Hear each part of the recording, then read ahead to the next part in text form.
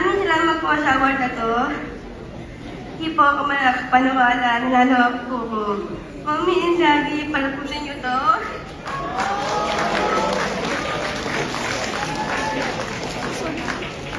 Para, nasa akita po ako. Nagsingit, halilapi po na ito.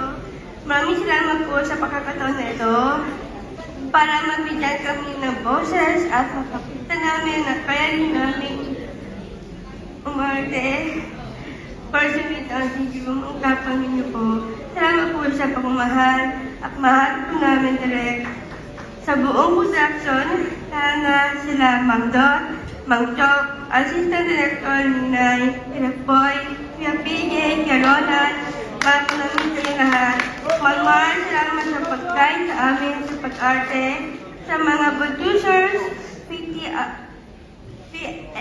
VRTF, CNB Fixed Service, Kuya Gio Patizar at sa Neta Studios, kay Ate Ria at kay Mamang Nana Gilvia na pinagkatiwalaan niyo po kami mga person without syndrome na kaya hindi po namin umarte.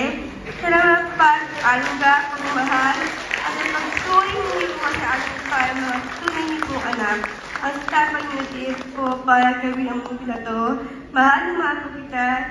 Namin pong lahat nanay. Sa lahat ng cast, Tita Donna, Tita Janice, Tita Joey, Tita Tonton, si Jan, Tita Joel, Tita May, Tita Rebecca, ang mabait niyo po lahat. Mahal po namin kayo lahat. Hindi sa lahat.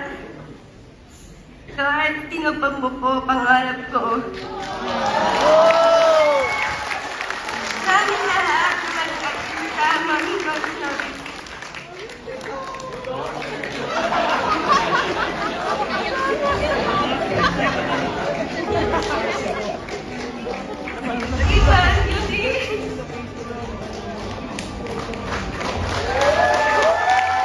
What a remarkable moment we have here tonight. Ladies and gentlemen, our 51st Metro Manila Film Festival Best Actress, Cristel Go.